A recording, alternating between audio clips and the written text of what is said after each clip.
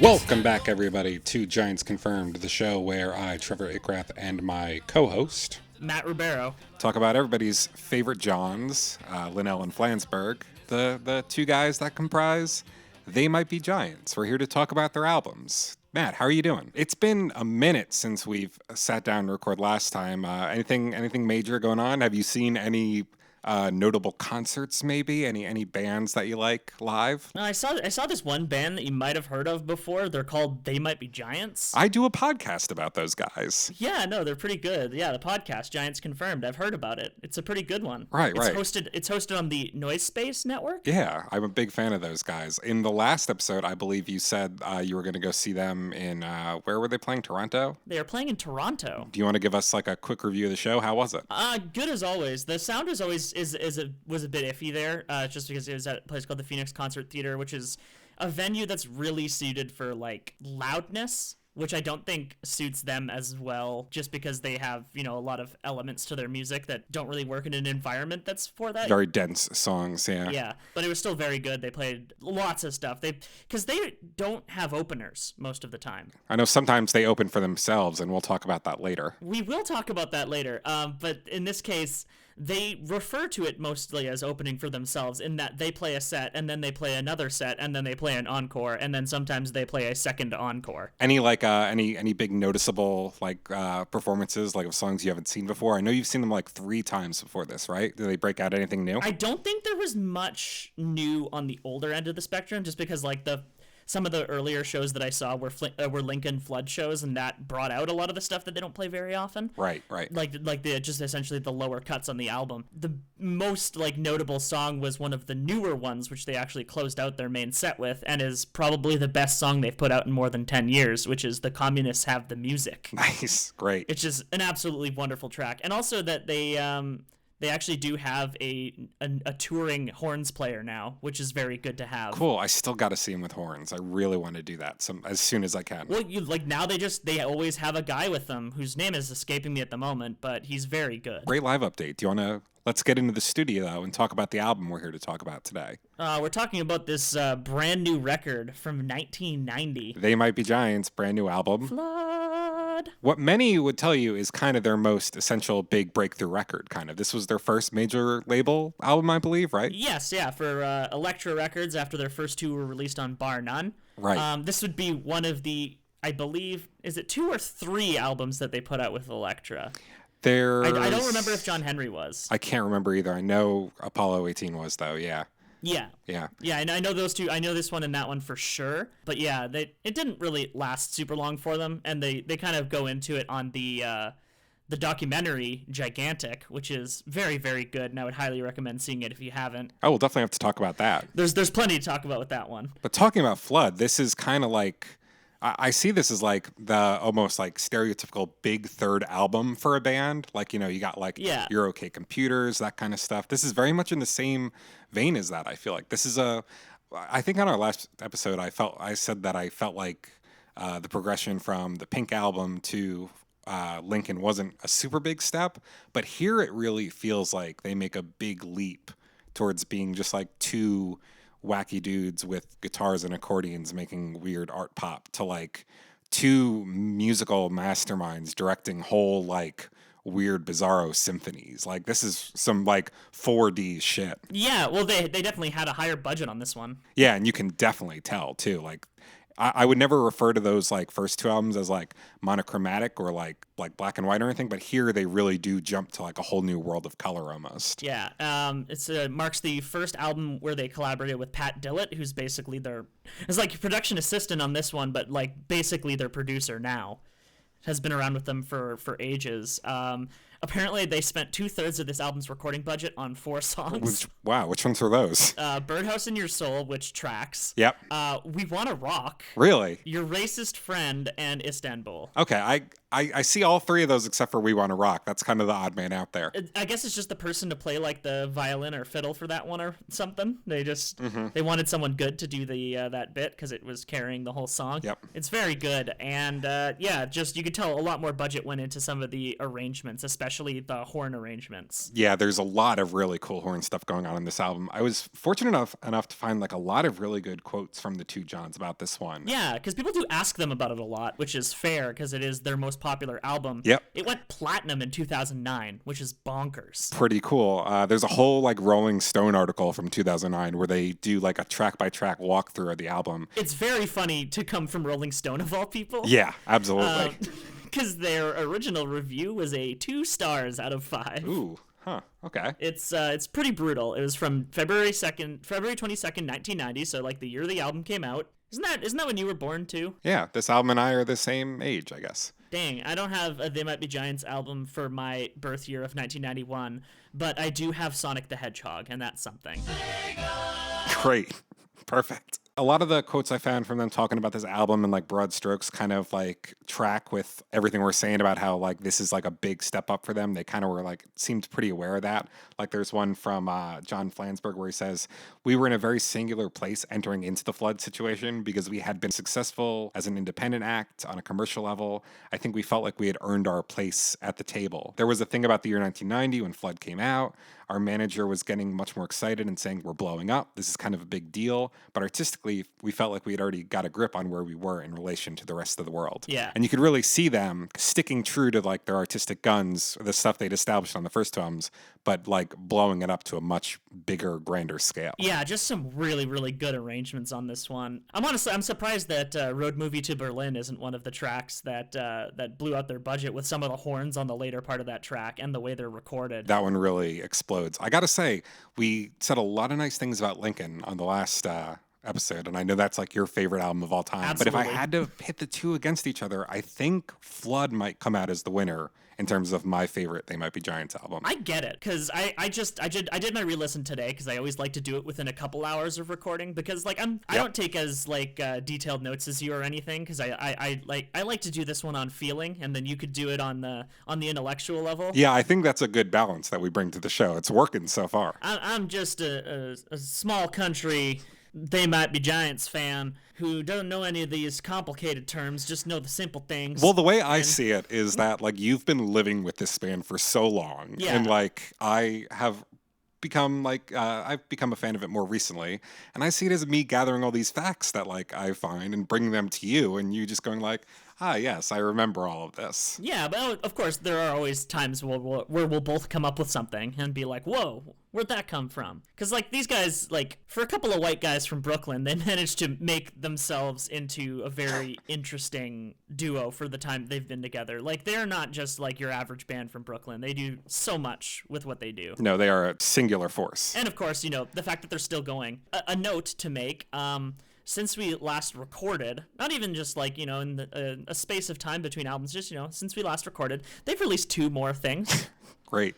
What were those? They put out My Murdered Remains, which was it's kind of a compilation album. It's mostly Dial-A-Song tracks that they've been putting out this year because it is the 2018 Dial-A-Song. Okay. And they also put out The Escape Team, which is a series of songs that are a companion to a comic book by the same name. Nice. Cool. I'll have to check those things out. I totally missed them. Yeah, and they also put out the John Henry demos out to people who aren't in the Instant Fan Club finally, so other people get to hear those. Oh, I'd be interested in hearing those. Oh yeah. Well, it's very interesting because that was their first album recording with a full band. Yeah. So it's a polarizing record, right? Yes. I've heard different things about that one. And that's why I wanted it to be the first one we ever have a guest on for. That's a good idea. We do the first 4 classic ones, just us, and then we could start bringing on other people. Because, like, if between 2 episodes they can release 2 releases, I don't think we're ever going to be able to stop doing this podcast. No, it's just going to keep going on and on forever. I mean, even if we were doing it at a 1 album a month pace, which was the hilarious idea we set for ourselves when we started. Yeah.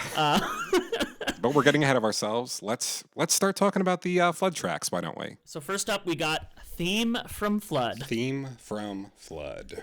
Why is the world in love again? Why are we marching hand in hand? Why are the ocean levels rising up? It's a brand new record for 1990.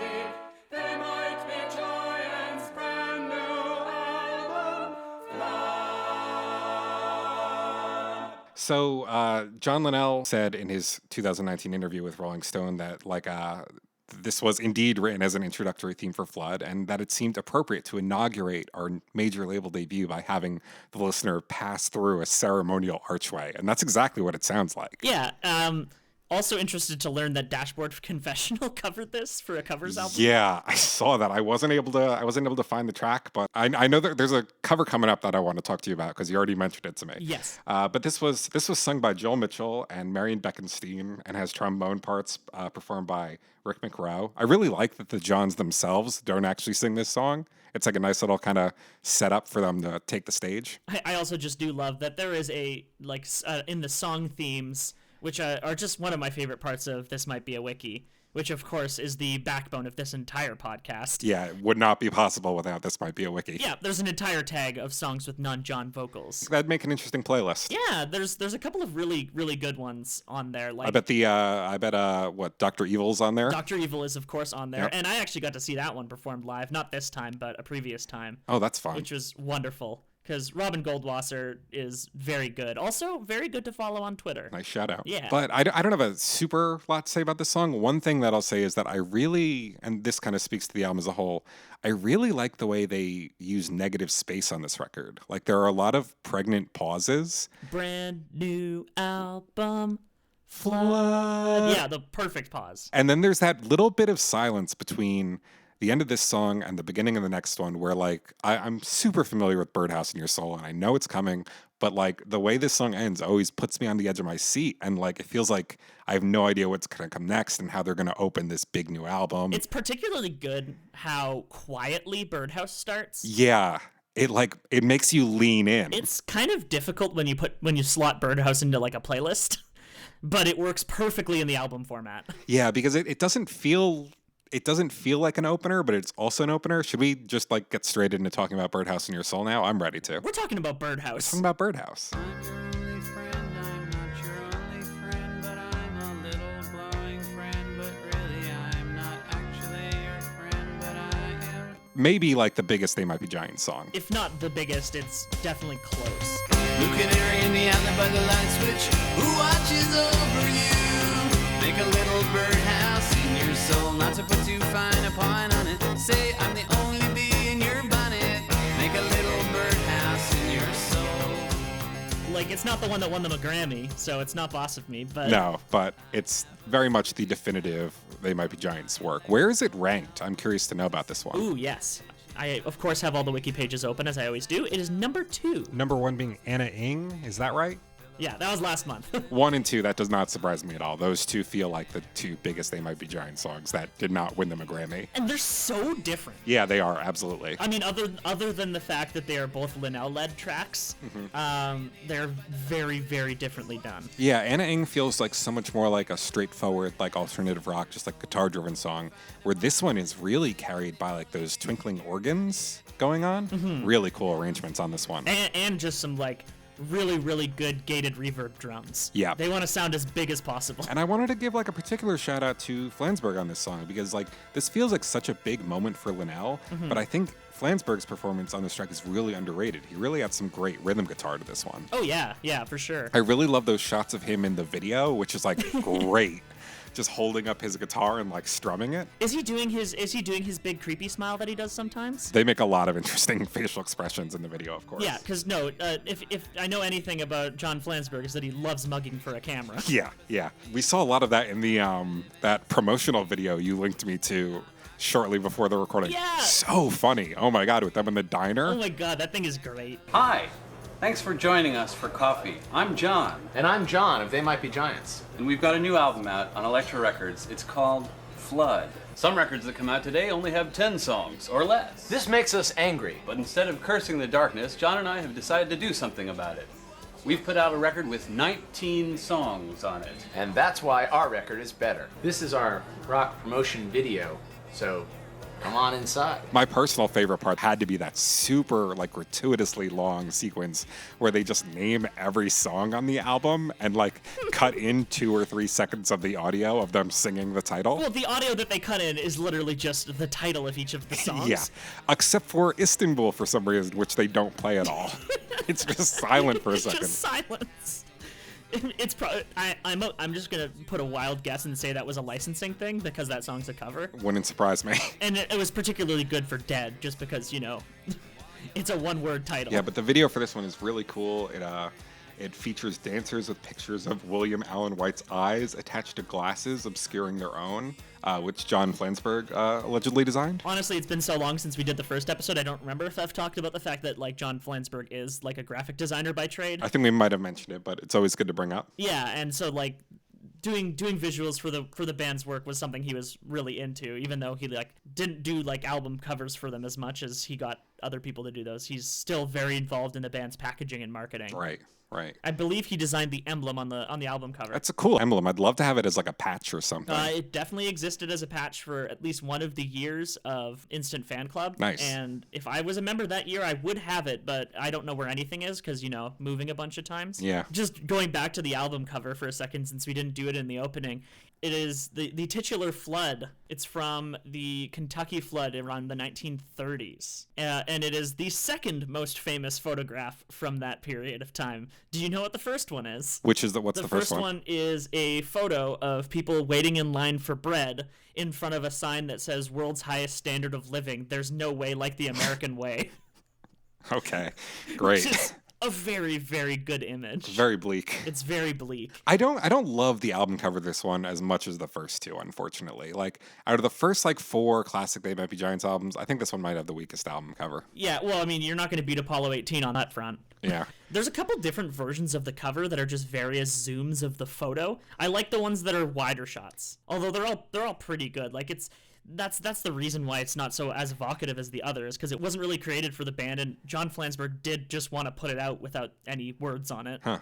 Okay. Which is an instinct that people need to bury more often than not. Sure. I can see that. It's not good for sales. Have you heard the Titus Andronicus cover of this song? I really don't like it. Listen, I'm from New Jersey myself, which means Titus Andronicus is a very special, important band to me. Maybe my favorite. But that is, the cover is really bad. It's the fucking pits. It's really bad, and it's not even. I loved the opening of it of it too. That's the most frustrating part. He was like reading poetry over some like interpolations of the musical themes. Like, I just listened to the Titus Andronicus' album from this year, and like any Titus Andronicus album, if anyone is not familiar with them, is a goddamn marathon. Yeah. I happened to be on a bus that was like an hour and a half, and it was a bus that stayed within the confines of the city of Sudbury, because that's how big Sudbury is. That's just kind of a thing that happens sometimes. So I was just listening to it on a marathon bus ride, listening to this marathon album, and they do a lot of covers that do little changes with the source material that are really good. That Bob Dylan one on the new one is surprisingly good. The Bob Dylan one is amazing. Like, that is, like, it's so good. But I don't really know what went wrong with the Birdhouse in Your Soul cover. They did it for the AV Club Undercover series, right? Which has good covers on it sometimes. Has tons of good. I mean, They Might Be Giants did a great cover of Tub Thumping for it. Yes. Yeah. And then they also did an okay cover of Bills, Bills, Bills by Destiny's Child. Right. But it was around the time that they put out, their landmark album, The Monitor, which had a lot of, sequences in it where they used, spoken word recordings and stuff. Yeah. And so they kind of redid Birdhouse in Your Soul in that style, where they played, an excerpt of a Bukowski poem. Yeah. Over a really long ambient outro, and it's really cool, and it really hooks you in. But then the band starts, and then the second he sings the words, he's totally off key, and the band is out of time. It sounds like they didn't have time to rehearse or something. It's a real shame it's so bad, because it could have been great. He got way too into the first part and then couldn't do the second part. Yeah, exactly. That's probably what happened. It was really frustrating to me, because I wasn't a big fan of Titus Andronicus at the time, and it kind of turned me off them for a little bit. Yeah, I could see it doing that. And then I, listened to The Monitor, and then I was fine. All their covers are usually so good. It's really had to have been a case of not having time to prepare something or not sound checking. Yeah, I'd love to see them try it again, maybe in a live setting with just good energy around them. Yeah, I bet it would rock in concert. Yeah, well, that's what I would feel about all their covers. I would mark the fuck out if he started playing that Rolling Stone cover. Anything else to say about Birdhouse in Your Soul before we keep going? I do like that John Linnell admitted that he did not know what the Longines Sinfonet was when he wrote this song. Oh, yeah, that's pretty good. It's like, yeah, it just kind of rhymed. It was a radio show sponsored by Longines, which was a watch manufacturer, I guess. I read that on This Might Be a Wiki. Yeah. The only thing I want to say more about it is that I really love that reference to Jason and the Argonauts in the second verse. That's probably one of my favorite parts of a They Might Be Giants song. And my favorite piece of They Might Be Giants merch is the Blue Canary nightlight that I have because of this. Oh, you actually have one of those? That's pretty cool. Yeah, they gave them out with the with Instant Fan Club a couple of years ago. Very neat. I think they just sell them on their store now. There's just it's a very simple nightlight. It's literally just it's an LED with just like a blue plastic model basically just glued to the top of it. It feels like the definitive piece of They Might Be Giants merch, though. Yeah, peep it on our album cover. One of the little references on there. Shout outs to Natty Gonzalez for that art. I gotta put up like just a link to some of her store pages because you gotta get artists paid. I mean, I did pay for it, but we'll put it up. Yeah, we could throw that on the Twitter. But we can move on. Yeah, let's talk about Lucky Ball and Chain. I lost my lucky ball and chain. Now she's 4 years gone. She's 5 feet tall and sick of me and all my rattling on. She threw away her baby doll. I held on to my pride, but I was young and foolish then. I feel old and foolish now. It's the second of two really good songs about divorce by these two guys who haven't been divorced. Yeah, the first being They'll Need a Crane. This is a nice kind of little sequel to that one, isn't it? Yeah. And like that one, They'll Need a Crane is a Linnell track, and this one's like a Flansburgh lead. Nice. I like the way that balances out. John Linnell does do really good harmonies on this one. Both of their voices sound great on this one. I feel like this album is the most I've ever enjoyed Flansburgh's vocals. Yeah, and it's another thing is like we're near the end of the age where they use their country western references at all. Yeah, this is kind of the last time we'd see them do that move that they've pulled on every album. Like we had 3, Cowtown, and now this. Yeah, and rest in peace the country western They Might Be Giants. Because it was always pretty good. Yeah, no, it's always really good. It's a good pastiche of just middle America from two guys who are from the coast. But yeah, this one almost even kind of transcends the pastiche in a way that the other ones that we've gotten so far haven't, to become just kind of like a jam among their catalog, I think. Well, yeah, those ones seem more like a pastiche than this one, which is just it's a song that's in a country western style that's not really evoking any of it, other than saying he rocks a bar stool, so it's like a saloon song. I think Flansburgh said it's suggestive to give it kind of a country treatment, and in a way it's kind of a genre piece. It's a very typical country western song, and then it has this adult sadness, kind of disappointed in life lyric to it. It's not I'm gonna kill myself kind of lyrics, but it's this really sucks. I feel like saying it's country but with this underlying sadness does show a bit of a misunderstanding of country. A little bit, yeah, a little bit. It's a genre entirely rooted in sadness. I do like a lot of these lyrics though, especially the way they contradict each other, the way they have the lyric, she threw away her baby doll, I held on to my pride, and then in the very next verse he goes, confidentially, she never called me baby doll, and I never had much pride. That's great. And then There Goes the Bride, as she walked out the door, was a reference to a Darlene Love song. And There Goes the Bride is also a great play on Here Comes the Bride. I think that's very funny. Yeah, it's just the two parts of it make it a really good reference in general. And then it was referenced in a Discworld novel. Yeah, Terry Pratchett's 1992 novel Lords and Ladies contains a conversation between two characters where they say, I was young and foolish then, and the other one goes, well, you're old and foolish now. The thing about clever turns of phrase is that there's something that's really easy to work into your fantasy sci-fi novels. Totally. If you want your characters to sound super clever, like in the deep and profound novel Ready Player One. That's why it was such a big hit. Those They Might Be Giants references. That's what got the people to come to see it. Did that movie do well? I actually don't know. Kanye West liked it. Yeah, but... Do you want to talk about Istanbul? I do want to talk about Istanbul. Istanbul was Constantinople, now it's Istanbul, not Constantinople. Been a long time gone, Constantinople, now it's Turkish delight on a moonlit night. Every gal in Constantinople lives in Istanbul, not Constantinople. So if you've a date in Constantinople, she'll be waiting in Istanbul. I get this song stuck in my head constantly. I feel like I have never really grown attached to it in the way that some other They Might Be Giants fans have. Definitely a part of it is the Tiny Toon Adventures cartoon, which I most certainly saw as a kid. Yeah, that was absolutely I can't remember sitting in front of a TV and watching it, but that was 100% my introduction to this band. It had to have been. Also, just I like that this song is well within my singing vocal range. Oh, sure. That's always nice. Which is I have a half octave range. It's not good unless I'm doing a really really nasally head voice, which this one doesn't really use. Like they're least nasally on this one. Maybe that's because it's a cover. Yeah,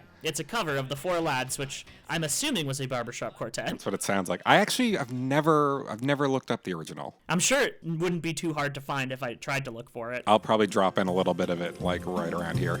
Istanbul was Constantinople, now it's Istanbul, not Constantinople. Been a long time gone, old Constantinople, still it's Turkish delight on a moonlit night. God bless post-editing, right? It's so good. It's so good. Apparently, when they recorded this song, though, they kind of did it from memory. Like, they put it together without listening to the original song. The thing about super faithful covers is that they're boring as hell. Like, why would you listen to that and not just listen to the original if it's going to be faithful? I say after having ripped the Titus Andronicus Birdhouse cover not even 5 minutes ago. But, like, yeah, if you're going to do something, you got to do something interesting with it.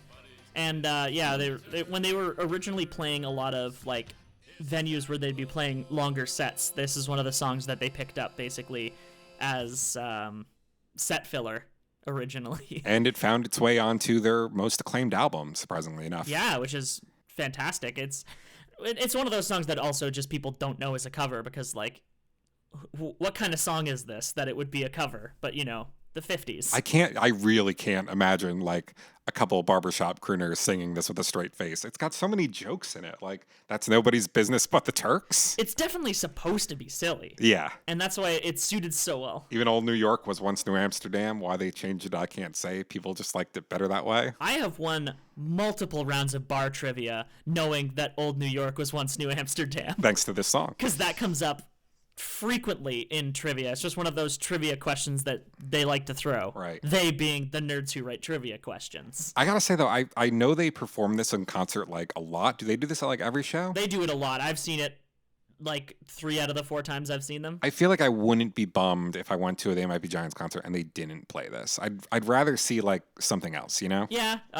Dan Miller does play long improvisational guitar intro for it, though. When I saw them do it live, I think they sang it with pirate voices to, like, mix it up for the audience and keep it fresh. Yep. And I think at least once they'd done it with the puppets. Yeah, that would be a good way to handle it. This song was also featured on an episode of The Simpsons. Oh, cool. Literally just because Turkish people were involved.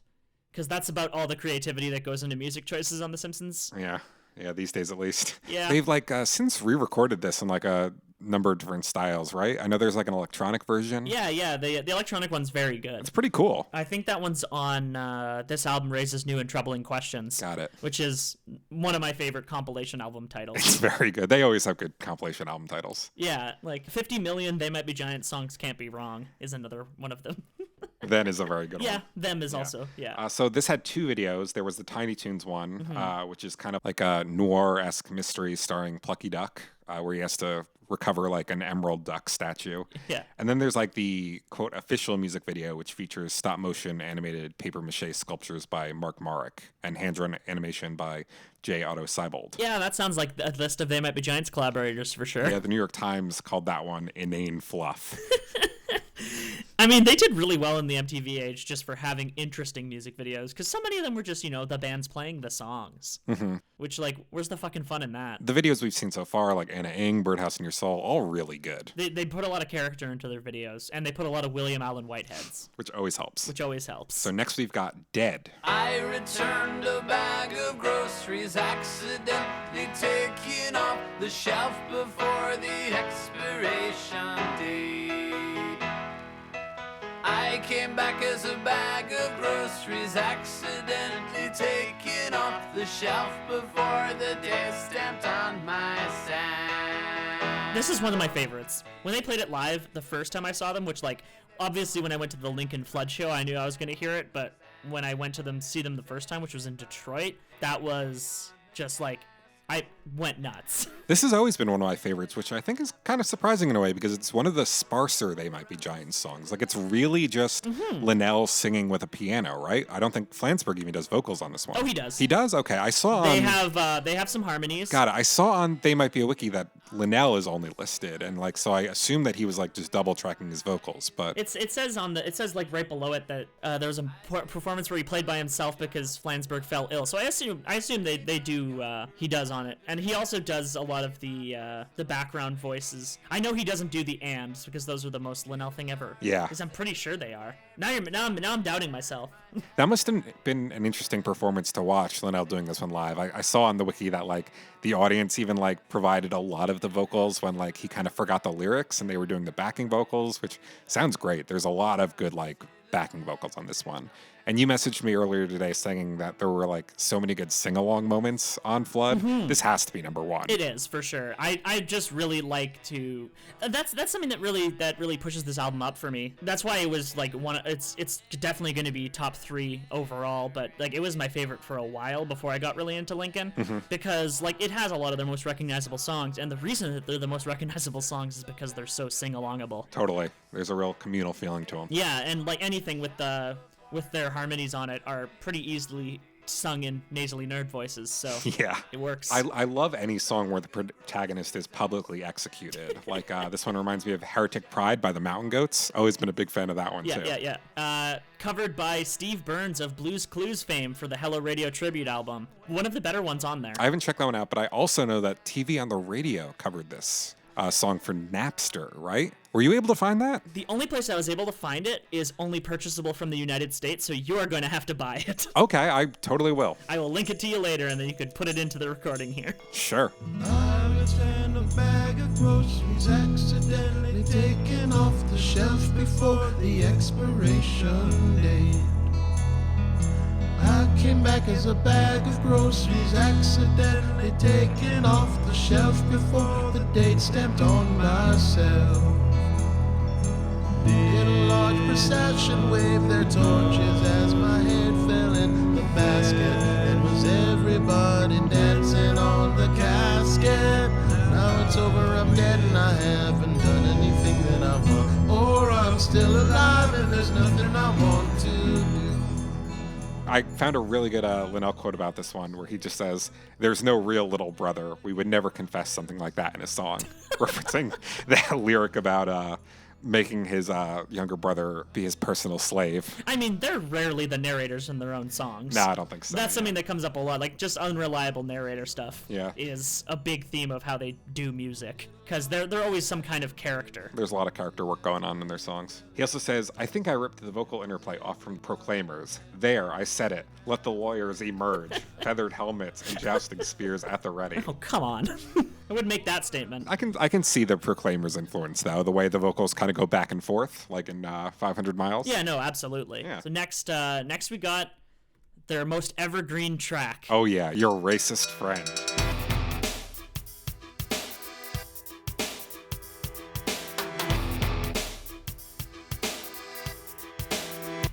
This is where the party ends. I can't stand here listening to you and your racist friend. I know politics bore you, but I feel like a hypocrite talking to you and your racist friend. This is a great one. I don't think any line is gonna sum up people who say dumb racist shit and say it's a troll, and as can't shake the devil's hand and say you're only kidding. Absolutely. I mean, like, how many times have we seen that happen, like, this year alone? I mean, I think, like, Kevin Hart was just let go from the Oscars for making some, like... Tons of homophobic jokes, yeah, as he does. Yeah, like you said, evergreen. It's never going to go away. This song is always going to be applicable. It's the most 2018 song not written in 2018. This is the most 2018 song that was first performed 3 entire years before I was born. Yeah, no, it's really good. I wish there was more covers of this one. Honestly, there said there's one by Australian singer Mick Thomas, and it's on his live album. Know who I'd like to hear cover this song? The Specials, because they also have a song called "Your Racist Friend" that the Johns apparently were not aware of when they wrote this one. I want to listen to that one and see if there's a way to mash them up. That one's pretty good. I don't like it as much as this one, but it's like a decent Special song. But is there a way to mash them up? Are they at all tonally similar? I bet somebody like some like ukulele player on YouTube could do it for like the views, but I couldn't do it. Yeah, and the last thing we want to do is encourage YouTube ukulele players. Exactly. We don't need any more of those. Yeah. Flansburgh basically said that this song is a composite of experience and really about the relativistic backpedaling people go through trying to get through this creepy world. Yeah. Which, like, are you sure that statement wasn't said this year? Are you sure? But this one also has a lot of like cool, like pregnant pauses and a real stop-start motion to it that really packs a lot of a punch, I think. I love the cowbells in it too. Yeah, and there's that whole like breakdown in the middle with like the horns. Really interesting track. Yeah, some reviews of it, didn't really like that the horn arrangement. They're just like it kind of ruins the point of the song to make it all jaunty, and I'm like, I mean, not really. No, I don't think so. If anything, like I can see not liking it because it kind of feels a little shoved into the track, whereas the rest is so like locked into a groove. Yeah. But I think when you live with it for enough, it really becomes like an indisposable part of the track. No, yeah, absolutely. And again, like the fact that they tour with a horn player now means that this song is always going to be really good. Oh yeah, that would really come to life on stage. Just what's all you need is one trumpet for it. You don't need to have a horn section. No, it's just that big like ripping trumpet. Yeah, I like it a lot. And then just the harmonizing on "This Is Where the Party Ends" is beautiful. Really good. It's a great lyric. It is a good lyric. This is where the party ends. If only that party was the Republican Party. Am I right, gamers? Sure. Do you want to talk about Particle Man? Let's talk about Particle Man. Particle Man, doing the things a particle can. What's he like? It's not important. Particle Man, is he a dot or is he a speck? When he's underwater, does he get wet? Or does the water get him instead? Nobody knows. Particle Man. Yep, this one has a very interesting music video for it. I like this music video a lot better than the other one, which feels like it's not as about the song, whereas this one they really kind of bring the characters to life in a way. I feel complete sympathy with the people in our audience who are like visibly, completely over-interpreting some song. Like, I can't even think of a good example. Particle Man. No, it's pretty on the surface, you know? People really want to know what the secret message behind Particle Man is, and there just isn't one. It is what it is. It is what it is. Do you want to hear what my theory about Particle Man is? Yeah, absolutely. It's obviously about a sense of man's alienation in the world. Okay. Triangle Man is alienation by technology. Universe Man is alienation by nature. Huh. And Person Man is alienation on the hands of other men who you think are doing better in the world than you are. I love that. And you're just having the shit beaten out of you by all three of these things at all times. It's great. It goes really well with the last song in that vein. I love when the lyrics eventually kind of stop being silly in this one and just like become seriously depressing towards the end. Is he depressed or is he a mess? Does he feel totally worthless? Who came up with Person Man? Degraded man, Person Man. Yeah. So when they do this one live, occasionally Linnell leads the band in performing a small segment of other songs during the breakdown. Have you seen them do this? They did Chandelier at the show I just went to. That's pretty cool. Okay. It's really fucking good every time. Other songs they've incorporated include Don't Cry Out Loud by Melissa Manchester, Elusive Butterfly by Bob Lind, Here You Come Again by Dolly Parton, Kumbaya, Rain by the Beatles, The Sign by Ace of Base, The Tide is High. I think they did The Sign another time I saw That's them. pretty cool. Because that sounds really familiar to me. Total Eclipse of the Heart, and Theme from Rocky with improvised lyrics. I'd really be interested in hearing that. And yeah, like, since Particle Man is like something that has just like a really workman rhythm, they can work a lot of things into it, and Particle Man generally goes on pretty long when they perform it live for that reason. I would enjoy seeing this one stretched out to like ridiculous lengths. It's got like you say, it's got the rhythm for it. I gotta double check if the live album that they just gave to the Instant Fan Club people has a Particle Man on it. Particle Man, though, great track. Of the two Tiny Toons tracks, I prefer this one. Yeah, and again, it doesn't mean anything as much as anyone will try to tell you it does. Sure. I do like that interpretation, though. Yeah, it was mostly off the cuff today when I read that he said that people like to read into it too much. I think you nailed it. I think I nailed it. Let's talk about Twisting.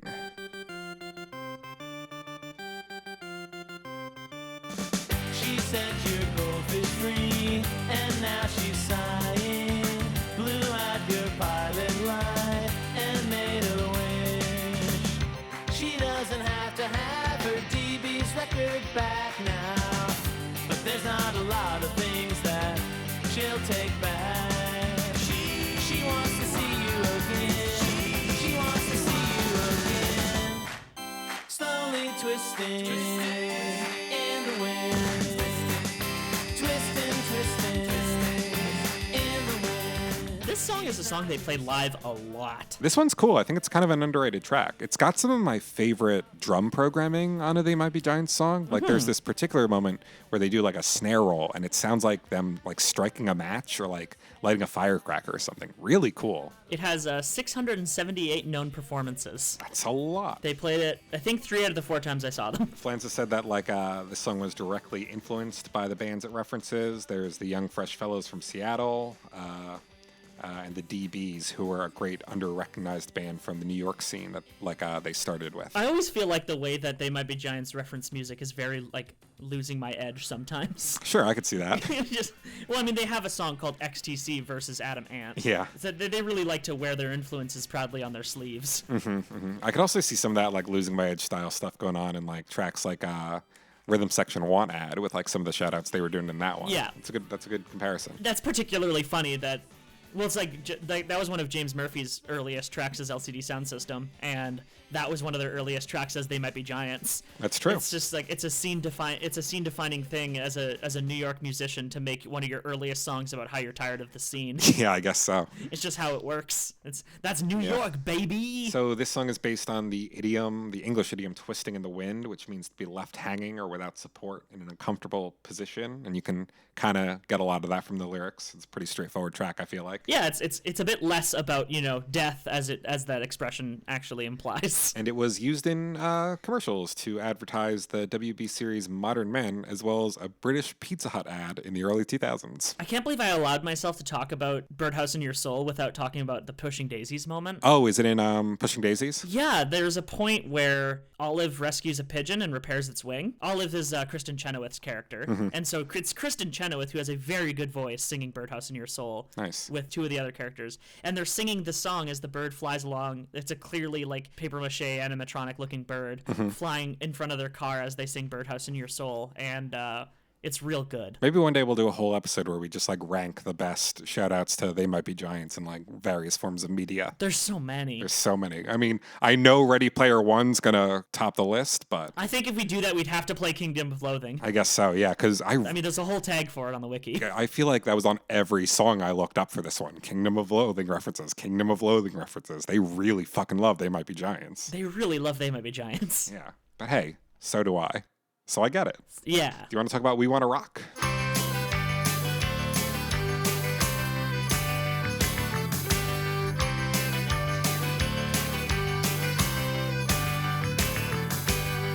Where was I? I forgot the point that I was making.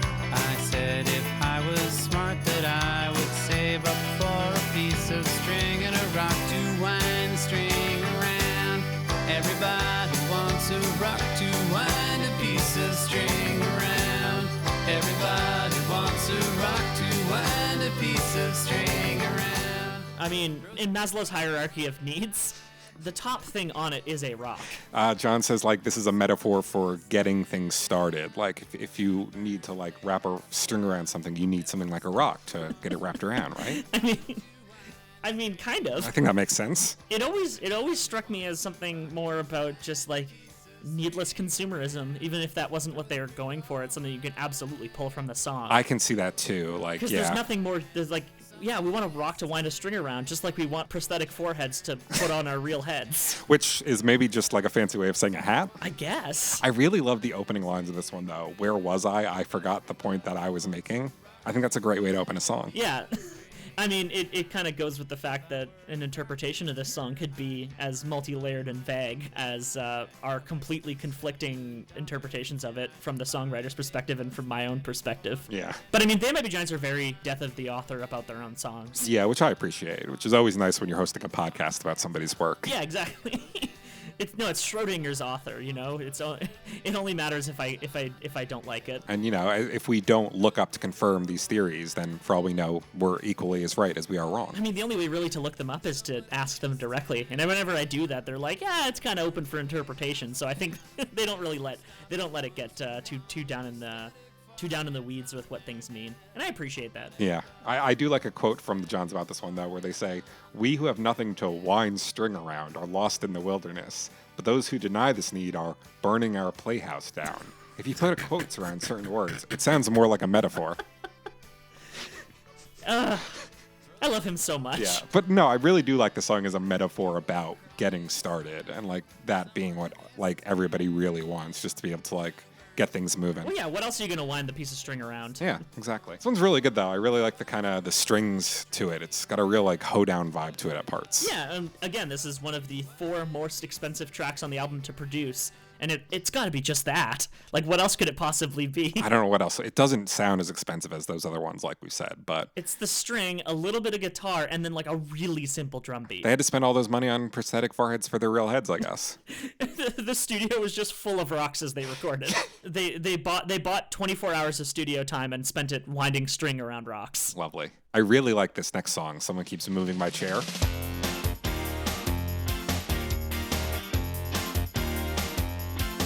Mr. Horrible, Mr. Horrible, telephone call for Mr. Horrible. But before he can talk to the ugliness man, there's some horrible business left for him to attend to. Something pleasant is spilled on his brain as he sponges it off. I don't. Why not? What don't you like about it? Because I remember telling you that I was excited to talk about this one, and you being like, "Oh yeah, I've never really gotten into that one." But I think it's a jam. I think it's entirely the chorus, and I don't like the stuttering way in which he sings the word chair. Oh, I love chair. He sounds like a fucking like foghorn or something when he lets it out. Someone keeps moving my chair. Oh, sorry, no, like the chair part. It's the rest of it. Someone keeps moving my chair. I think it's really good. I think it's really good.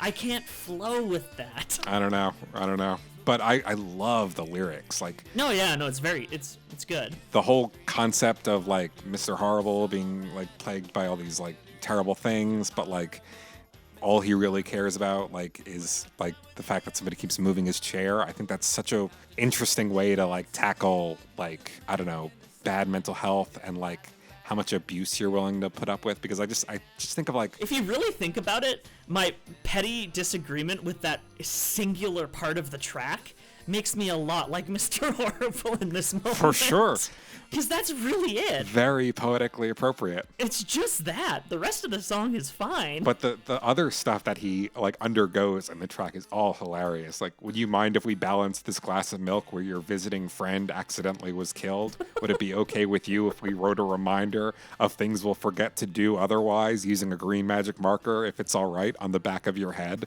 It's so like, there's not even a melody to that. It's just like John like spitting out words, but he does it in a way that works so well with the track. It's like I really want to think that all of that is just very string of thought kind of stuff, like just very stream of consciousness. Yeah. Like, let's just start thinking of really dumb shit to put this guy through. You have to try on these pants so the ugliness men can decide if they're just as embarrassing as we think. We have to be sure about this.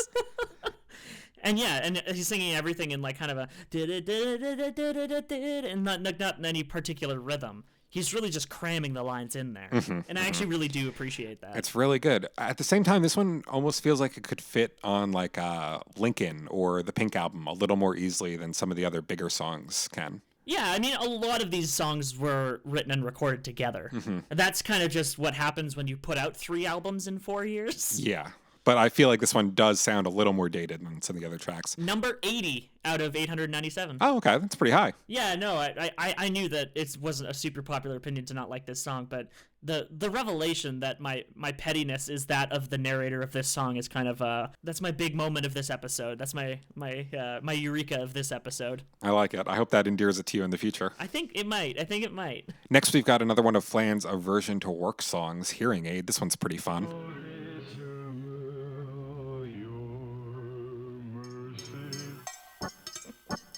The electric chair's not good enough for lazy folks like myself. That's a lyric. I really love the opening one too. Frosty the supervisor lives by himself. Sometimes I feel sorry for him. Usually I can't. And like I get that, like looking at like your boss who's maybe a bit of a slave driver, but then realizing that he too is just like another like miserable person working as a cog in the machine. And like He chooses to be that cog. he does, and that's why it makes it so difficult to sympathize with him 99% of the time. But every now and then you get a glimpse of him being human and you're like, oh, he's just like me. Frosty the supervisor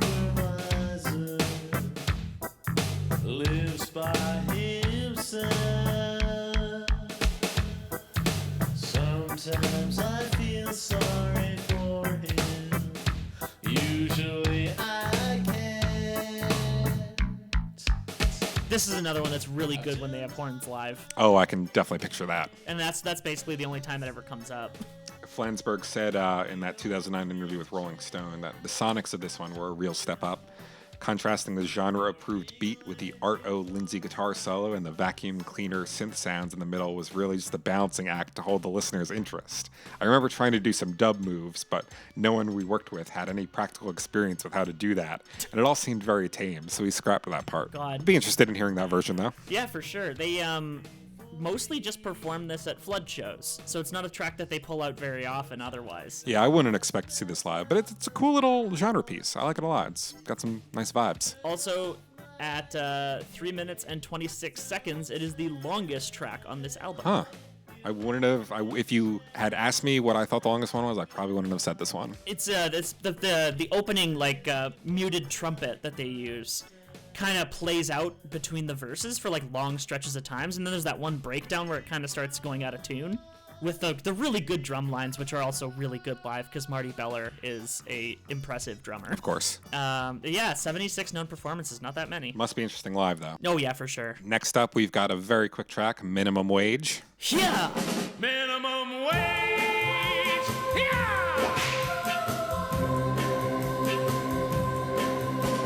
This is largely based on a Frank Sinatra cover of the Petula Clark hit Downtown. It's really good. Like at times, the backing track is almost completely identical to the Sinatra recording. Apparently, It's really good is the thing. it's fun. This was probably one of the first They Might Be Giants songs I heard because it's like on. It's on User's Guide for sure. Yep. That's where I've heard it. Interesting choice for a best of compilation, considering it's a very quick piece of music. It really is. I think it's just there because it's quick. They're like, we still have 48 seconds left on the CD to fill. Hey, let's put Minimum Wage in there. People like that one. Why not? My favorite thing with this one is it's just a personal story of me listening to it. So on the original Xbox and Xbox 360, you were able to rip CDs to it to play as music over games you were playing. And one time I was playing Gears of War online and didn't realize that I'd set repeat on this song.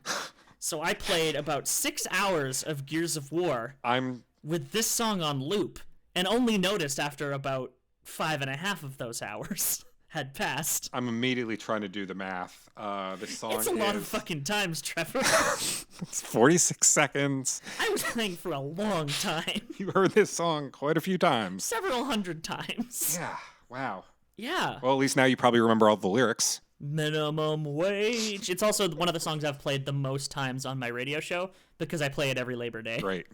It's a good Labor Day track. Yeah, along with 16 Tons. 16 Tons is just a very, very good track for that. But yeah, Flans has said that this is like the quintessential soundtrack to any crummy job. You know, it's pretty par for the course for him. Mm-hmm. Getting the impression that he does not like to work. Isn't it just good that he ended up in a band? Very, very. I mean, he still works, but like he's less workmanlike about it. He seems to have a lot of fun. The whip crack was actually created by a wet towel snapped in the air by Roger Mountnott, or however you pronounce his name. That's really good. That's really good. He was kind of revealing his inner jock with that move, said Flansburgh.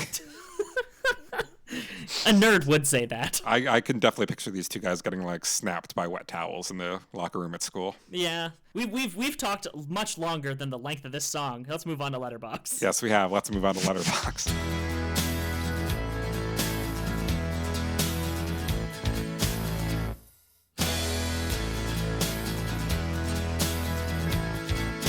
I'll never know what you find when you open up your letterbox tomorrow. Cause a little bird never tells me anything I want to know. She's my best friend, she's a sparrow. And I'll never know what you never want to know when you know what you are. It's another really quick one, but this one's kind of a little jam. Minute 25. But it's got really kind of almost epic sounding with how like much of a build they have to it. I'd actually heard the OK Go version of this one more times than I'd heard the They Might Be Giants one until like relatively recently, because like most of what I listened to They Might Be Giants was just listening to User's Guide a lot, and this wasn't on there. And then I got that covers album, and it was one of the ones that I actually liked, because a lot of the covers on that cover album are not good. What's the worst one? Do you remember? whoever did Don't Let's Start. I think it might have been Jason Trachtenberg. You can't mess up Don't Let's Start, man. Come on, that's one of the big ones. And then like there's really, really good ones like Steve Burns' Dead and The Wrens, They'll Need a Crane. This one's cool though. My favorite lyric is, if I had a pair of eyes on the back of my head for each time you forgot to take out all the things you forgot to talk about when you took a bite out of my spine, I would have a lot of eyes on me by this time, wouldn't I? Wouldn't that just be fine? Which is like makes my head explode. I don't know what that means. And this is more than one song of theirs that features lyrics about eyes on the back of a head. Yeah, very upsetting. They just like their imagery. This is one of the ones that I never really learned the lyrics for because, you know, They sing it so fast. they're not ones that you're going to just pick up. You have to read them. Yeah. And yeah, I really like the kind of falsetto that's in the background when they're doing that second line. There's a lot of really cool layered vocal moments on this album. They really do a good job kind of mixing things in and resulting in some like pretty dense vocal performances. John Linnell on this song in 1988. I wrote this song about 8 years ago, back when we were young and good. And that would put it like back to before he actually formed the band with Flans. Yeah, that would make this one of the earliest technical They Might Be Giants songs, wouldn't it? Yeah. I could But see it that. wasn't on like it was on the Don't Let's Start EP, which that's the if you are looking at our album art right now, it's the art that's on their desk. It's the Don't Let's Start single. It fits in really well with the rest of the songs on this album though, for being such an older piece, I think. Yeah. Like I wouldn't be able to pick it out of a crowd as being And that's also just their best piece of album artwork. Yeah. The snowman with the money roasting. That is pretty good. It's beautiful. That was a snowball in hell. Absolutely. Next up, we've got Whistling in the Dark. A woman came up to me and said, I'd like to poison your mind with wrong ideas that appeal to you, though I am not unkind. She looked at me, I looked at something written across her scalp, and these are the words that it faintly said as I tried to call for help. There's only one thing that I know how to do well, and I've often been told that you only can do what you know how to do well, and that's be you. Be what you're like. Be like yourself. And so I'm having a wonderful time, but I'd rather be whistling in the dark.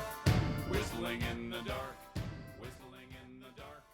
Whistling in the dark. Like, I've never been a big fan of this one, but now I love it because it feels like such a mission statement for the band. I feel like this one also, it kind of feels like it's relevant in the current day in a similar way to Your Racist Friend about the line about changing someone's mind by hitting it with a rock. Totally. Because that just seems like how every conversation online has ever gone. Yeah. Just bam, bam, bam, bam. That Jeff Rosenstock album that came out this year has a great song called Beating My Head Against the Wall. And I think that's the definitive take on like internet discourse online. Yeah. Yeah. Has Jeff Rosenstock ever covered They Might Be Giants? No, but that would be pretty awesome. I would really enjoy seeing that. Doesn't that just seem like a thing that would work? I don't know what song I would want it to be. I'd have to think very long and hard about that, but I'm sure there's a couple that would. Well, so we gotta think of our. We thought of so many good cover ideas for the last album, and we're coming up kind of dry on this one. I forgot to bring this up for Birdhouse in Your Soul, but do you know who I'd love to hear cover that one? Who? Maybe an odd choice. Owl City? No, that would work. That would absolutely work. I feel like that's like Fireflies is almost like his own version of that song. Yeah, there's no way that he isn't already a fan of They Might Be Giants. Yeah. Just everything I've seen and know about him, it's like there's no fucking way in hell that he's not. Talking about Whistling in the Dark, though, this is a cool one. On most live versions of the song, Flans discards his guitar and picks up a large chest-mounted bass drum, which he strikes zealously through the song. And that's exactly what's going on in the studio version, too, I think. Yeah. Like, there's a really heavy drum beat on this one. It makes it sound super anthemic. And then, yeah, just John Linnell doing his best absolute bassy voice. It's Daddy singing bass. Daddy singing bass. I think that one's got, like, a powerful message to it. Because, like, I know the, like, song, the way it's written, is like saying there's nothing I'd rather be doing than whistling in the dark. But I almost see it as like a more comparative statement. Like I'd rather be whistling in the dark than like not being true to myself, which is what like a lot of the lyrics in the song is about. Like Yeah. Then this is John Linnell's aversion to work song. He just does it in his own way. rather than like selling out and becoming like a musician that like does things the way other like bands do it, rather than They Might Be Giants way, I'd rather be like, you know, sitting in an empty apartment with like no lights on, just like not even having any instruments, just whistling to myself. I think that's really powerful in terms of a mission statement for the band. It's like I need to adopt that mission statement and start using all the synths I keep buying. But yeah, Whistling in the Dark, super good. I have never really gotten into this song before, but now it feels like a very important piece of this record. It's one of the ones that if you're listening to it a little more, you get a better idea of it. Like when I was listening to it at first, I thought it was a very silly song that I liked, like just the fact that his voice was really low and that they chant a lot at the end. Yep. But like you get a lot more out of it when you start listening to the lyrics a lot closer. Yeah, like what's that one main lyric? Like, I've often been told that you can only do what you know how to do well, and that's be you, be what you're like, be like yourself. Be like yourself. Like that's such a good They Might Be Giants-y statement. So I'm having a wonderful time, and I'd rather be whistling in the dark. It's great. It's great. Speaking of other songs that really grew on me while performing the research for this episode, Hot Cha.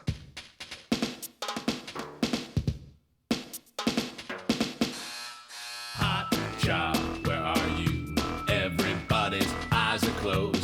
I can't see why I miss you so. So hot cha, where are you? First time hot cha went away.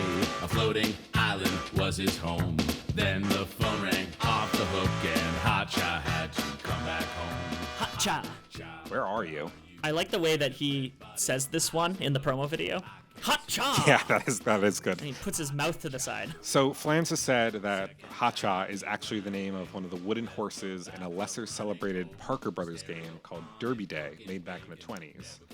But like on an even deeper level, this is definitely about his brother. He says it's not, but it's definitely about his brother. It's definitely about Pax's Colta, our favorite anti-nuclear activist who we've talked about briefly in other episodes, but I feel like this is really the Pax's moment in the catalog so far. Every time I think about Pax's Colta, it's like he does sound like a jerk, but he does also sound really fucking cool. Yeah. He changed his name to Paxus. Pretty cool. There's a lot of cool names in the Flansburgh family, though. Isn't his grandfather named General Hospital or something? That's true. Yeah. So in 2010, Flans introduced this song at a show by saying, "This is a song that's not about my brother." But I was fortunate enough to find this blog post from Paxus himself. Oh, good. After he went to go see one of the Flood shows in April 2013.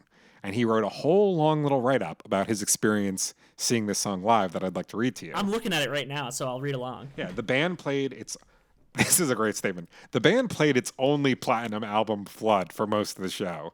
As if it's a little dig that they've only got one platinum album.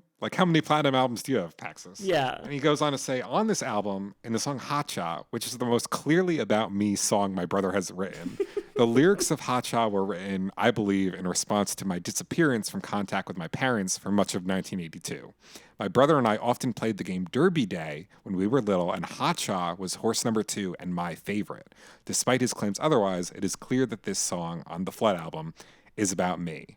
And he says how when they started playing it, a friend he was with says, "Oh, hey, Paxus, that's your song." And he didn't recognize it himself. And he said, "At first, this struck me as odd. Here is this song written by my brother on his most famous album, which is about me, and I don't even recognize it. That seems lame."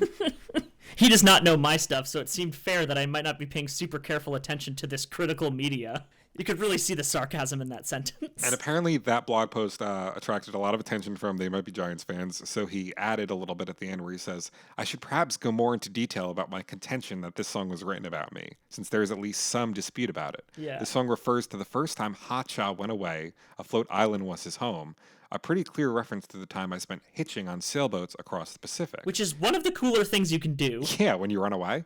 And he says, in the original Hot Cha video, which now seems to have been pulled from YouTube, I am told that there was a phone with Pax on the center of the rotary dial. My brother certainly feels some affinity for the prodigal son story in light of my disappearance, and we did eat fondue together when we were growing up, which is a bit of an odd food choice. Because they do, I think Flans says, when the prodigal son comes home, we'll all pass fondue forks around. I keep forgetting that this song has a video that barely exists. Yeah, I wasn't able to find it. It's impossible. Maybe to keep it away from Pax's prying eyes. Yeah, I love he describes himself as a funologist on his bio. Doesn't sound like a super fun guy. He sounds cool, but not fun. It's yeah, exactly. He's the kind of person I wouldn't want to know, but is cool to know about. Yeah, exactly. But yeah, I think this is a pretty cool little song. Never been really one of my favorites, but knowing how much of it is really about his brother really does make it feel like a little unique piece on this record. Yeah. Then we move along to Women and Men. When the ship runs out of ocean and the vessel runs aground, lands where we know the boat is found. Now there's nothing unexpected about the water giving out. Land's not a word we have to shout, but there's something beside the shoreline, moving across the beachhead, coming up from the shipwreck, making as if to say, women and men, women and men. This is a cool one. It's about the capitalist myth of overpopulation. I've recently gotten really into that. Just like that as a concept, in that it's a myth. Yeah, like there are all these, who's into it? Like Bill Gates, I think, has said like, Bill Gates is super into it. yeah, there's too many people on Earth and we need to reduce the population by like 60%. Yeah. When really, like, Man, have you ever listened to Citations Needed before? No. It's a media criticism podcast by Nima Shirazi and Adam Johnson, two guys who write for Fair. And essentially they just go into like specific topics in media and how they're presented in media, and they have a whole episode about overpopulation, which is really, really good. Because it's just essentially an idea of a false scarcity, as if like capitalism isn't constantly creating more resources than we could possibly ever use. Right. And like I think I've recently learned that you could fit like the entirety of the Earth's population into Texas just fine. Yeah.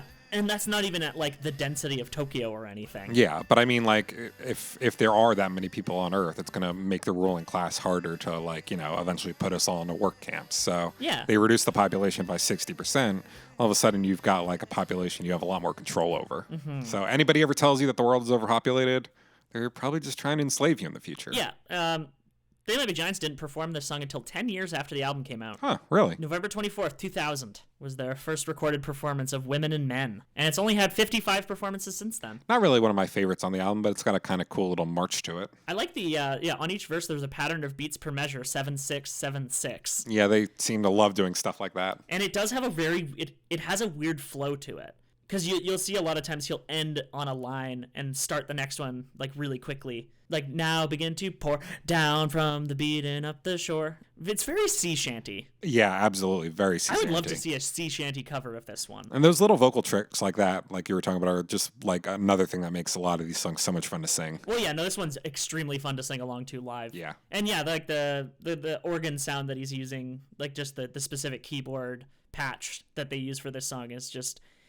It's just so delightfully like late 80s, early 90s. I have a quote from John Linnell about this one where he says, "The words have a very blank, disengaged view of human reproduction. The lyrics neither celebrate nor condemn the expanding population, but the music is cheerful." I mean, now that people begin to pour out from the beach and up the shore, it just, like, even if it's, it's just the idea that nothing can really be without context. Yeah. Nothing is truly objective. Just the idea of referring to people as a flood. Mm-hmm. Hey, that's the title of the album. Hey, that's the name of the album. We did it. I'm not saying that they're like, being anti-immigration with this one or anything, but I could see this song being used as an anti-immigration anthem. Sure. Yeah, totally. I could see the main character of Kiss Me Son of God playing this one. Oh, Christ. You mean Donald Trump? Yeah. Yeah, that's him. He's the guy. Apparently, most of the lyrics in this song can be found printed on the walls outside the bathrooms of Woodbury Kitchen, a restaurant in Baltimore, Maryland. So if you're trying to put together like a tour of relevant They Might Be Giants spots, maybe that should be one of them. I'm sure someone's made this as like a Google map with just a bunch of points. That would be a fun episode if we ever found one or made one. Us doing a tour of like the popular They Might Be Giants spots all around the globe. Oh, imagine having money. I think we'd have to go to Istanbul. We'd have to go to Istanbul. Yeah. And then be like, where's Constantinople? I'm trying to find Constantinople. And then we'll be killed. Because that's nobody's business but the Turks. Nobody's business but the Turks. Can't have no ignorant Canadians and Americans asking about it. Let's talk about Sapphire Bullets of Pure Love.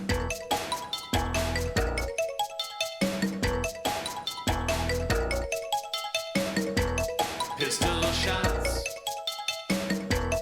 gun shots, pistol shots, gun shots, bullets from a revolver, bullets from a gun, bullets through the atmosphere. Here they come. I'd love to hear a version of this by that one band that used to open for them.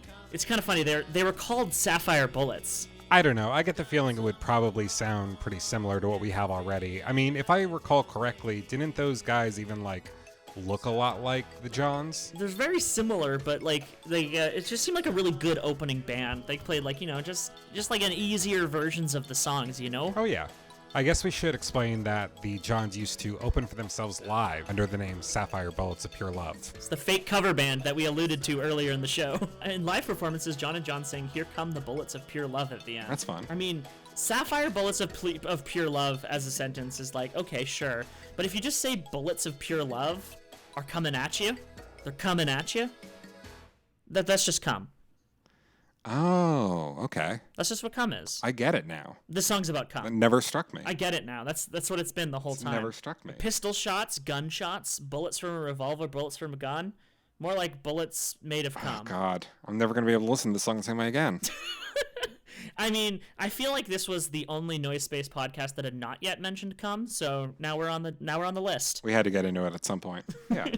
The title from this one comes from Mahavishnu Orchestra from their 1973 album Birds of Fire. Linnell said that I thought it would be good to expand on the identical title of a very short instrumental from that album from the 70s. Sure, why the hell not? But this is a nice little one. It's very, very soft and peaceful. Yeah, I guess like what instrument is it that they're playing? It feels like a little kind of mallet, right? Like not maybe a glockenspiel or something. Yeah. I think it's too soft to be a glockenspiel. Glockenspiels are really more bell-like, maybe like a marimba or something. Something like that, xylophone maybe. It sounds really good. I don't remember what they did when they played it live. I don't think they had one. It's a very orally pleasing song. But yeah, 54 known performances, so not like a super popular one. Probably mostly just flood shows at this point. What's that one part of the song where they go like, John, I've been bad and they're coming after me, done something wrong, and I fear that it was me? It's always kind of stuck out to me. You don't get a lot of times where they explicitly reference themselves in a way. No, so it's interesting. Let's thumb over to the interpretations tab, which we actually haven't like dug into this time. No. I always thought it was about the murder of John Lennon. I mean, I guess. If there's a song with bullets in it, it's got to be about the murder of John Lennon, right? He was shot. Being a target of love, however, might not always be good. It's negative, destructive results of love. Okay. The speaker has refused to conform to some societal norm, has spoken out against something popular, and has somehow made him at odds with popular culture. He has done himself wrong because this will lead to his own destruction. I'm not a fan of the Fortnite dances, and I was pilloried in the public square. Just kidding. The Fortnite dances are fun. Let kids have fun. I mean, they shouldn't have stolen all the dances from black people, but still. No, they should have paid for those. They should have paid for those. Should have paid for those. Okay, here's one. Here's the ticket. I always thought this song was a confession of gay love from John Flansburgh to John Linnell. And I just want to find you an image. I'm going to try to Google it. Where do the John shippers in the They Might Be Giants fandom hide? Because I feel like I haven't seen a lot of that. You are not in enough They Might Be Giants fan groups. Really? Because they are everywhere. You know the Frog and Toad? Yes. Like on the bikes? Frog and Toad are friends, yeah. So someone made an edit of that where it says, John and John are just friends. Stop being weird. And it was posted by the They Might Be Giants Tumblr. I cannot find it right now, but it's a good image. Go look that up. I mean, it was posted by the They Might Be Giants Tumblr in the way that it was obviously submitted by a fan, because John Flansburgh will post anything you submit. Great. Even if it is complete garbage. Have we posted links to this episode? I have posted links to every episode we've done so far, and it is where we have gotten listeners from. Great.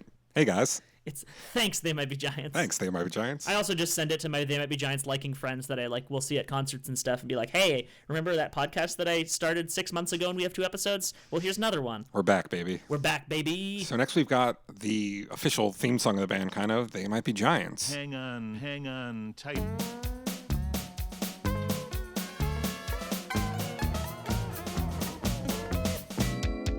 They might be giants. They might be giants. There might be rain, there might be heat, there might be frying up a stock of wheat.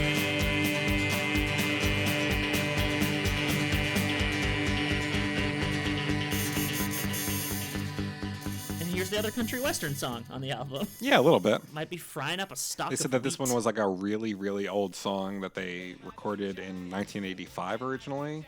And they thought about doing it for the second album, but they thought it would be like weirdly appropriate for their theme song to be on their third album. Yeah, as opposed to the one that's actually titled They Might Be Giants, which they could have put it on, and then it could have been a part of the rare The Triple Crown Club. Yep, songs that share titles with the album that shares titles with the band name. The band. Which there aren't that many of them. Damon Albarn's The Good, the Bad, and the Queen has one. Yeah. Wilco kind of do, right? There's Wilco the song on Wilco the album. Yeah, that kind of counts. Referencing this one, the Johns have said that, like, well, we might have had a tad more street cred to cite Black Sabbath. I think we were really trying to make some of Hey Hey We're the Monkeys our own with this one. That's pretty fun. Oh yeah, Black Sabbath is another example of the album track title, I'm pretty sure. That's right, yeah. They do have one called that. And yeah, it's just a fun, goofy song. I really love the breakdown at the end of it, where they just start doing goofier and goofier voices. I really like the sampled vocals from what is apparently like a self-improvement program that was on a cassette they bought at a junk store, which I believe is like the same origin story for that little skit that they included on Snowball in Hell. Something like that, yeah. It's from some kind of tape they found somewhere. But I love that line, to make the merry-go-round go faster so that everyone needs to hang on tighter just to keep from being thrown to the wolves. That's a really good bridge. Yeah. Like that line is like perfectly punctuated to be a bridge. It makes me think of this movie that I would be very surprised if you've seen. I think it's from like 10 years ago or so. It's called Envy. It stars Ben Stiller and Jack Black. Okay. And it's about the two of them living next to each other in a suburb, living very middle-class lives. And Jack Black invents this invention that's like a spray that dissolves dog poop. Mm-hmm. And he gives Ben Stiller the chance to invest in it and go in on it with him together. But Ben Stiller doesn't take the chance. And Jack Black, of course, becomes like a millionaire, but still lives next to Ben Stiller in this giant mansion while Ben Stiller continues with his very middle-class life. And there's a great scene like towards the end where Jack Black has this merry-go-round put in his backyard. Naturally. But it gets stuck on like the highest setting. So it's like going very fast. And they're trying to jump onto it and hit the off switch, which is in the middle. But because it's going so fast, it just keeps flinging them off. Just absolutely pulverizing them into dust. It's a really interesting movie. It's got a very great supporting role by Christopher Walken, who plays a very strange homeless man. Oh, good. And then we got a lyric here. We can't be silent because they might be giants. And what are we going to do unless they are? It's a good question. I mean, they've been confirmed, so we don't have to worry about that. Yeah. They're giants. Confirmed. We do need to worry about talking about this last song, though. We do. Road Movie to Berlin.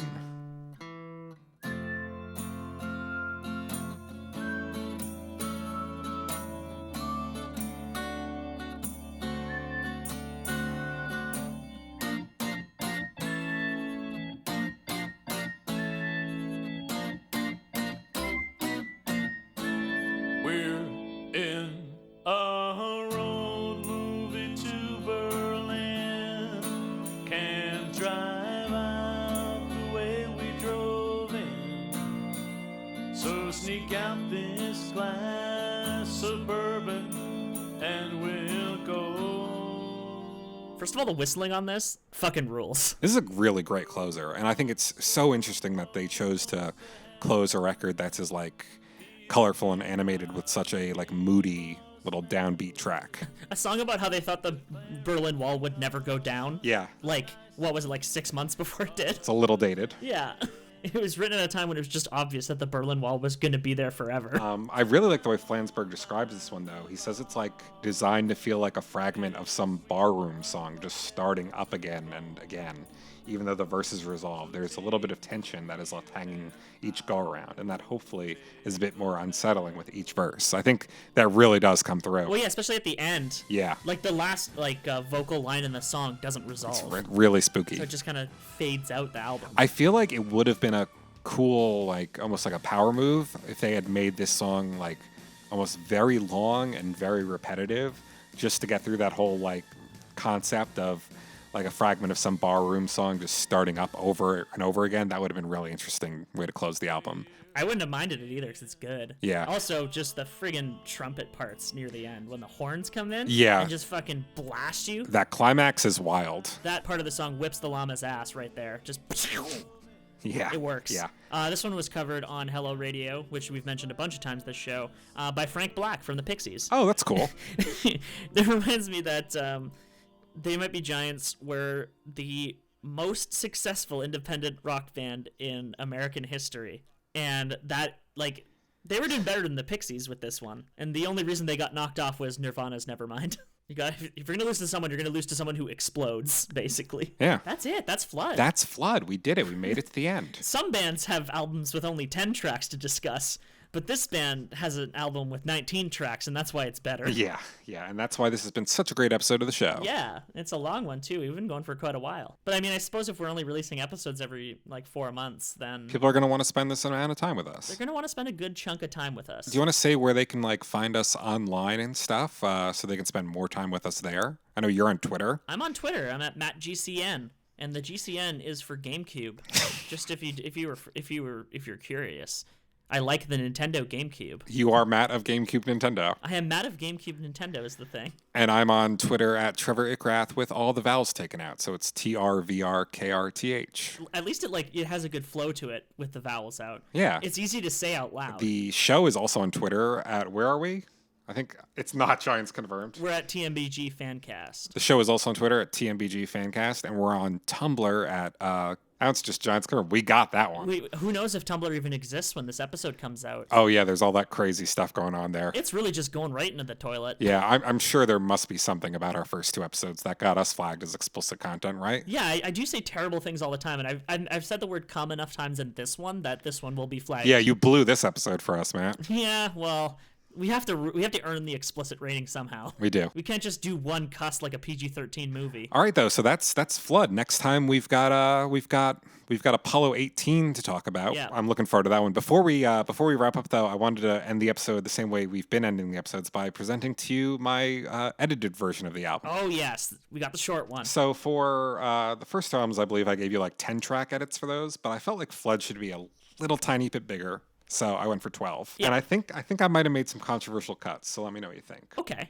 For the first half of the record, I got Theme from Flood, Birdhouse in Your Soul, Dead, Your Racist Friend, Particle Man, and Twisting. Okay. Istanbul is gone. I'm noticing that Istanbul is gone. Yeah. I am noticing that Lucky Ball and Chain is gone. Yeah, that one hurt a little to cut, but I feel like I really tightened up the first half of this record. Istanbul is not... it's a good song, and it rips. It's just a good track to sing along to. It's not a it is a quintessential They Might Be Giants track, but I wouldn't really call it an essential one. It's a quintessential They Might Be Giants track in the same way that Why Does the Sun Shine is. You could put it on a compilation album and it'd be fine there. That's where I think it would be best. And you could almost make that argument for Particle Man too, I think. Yeah. I could almost see Particle Man in Istanbul as a cool kind of Tiny Toons themed double A-side single. Yeah. But Particle Man has enough of that They Might Be Giants spirit to earn it a place on this record, I think. They should just release a double A-side single of that. The thing about double A-side singles is I love paying upwards of $15 for 2 songs. Yeah.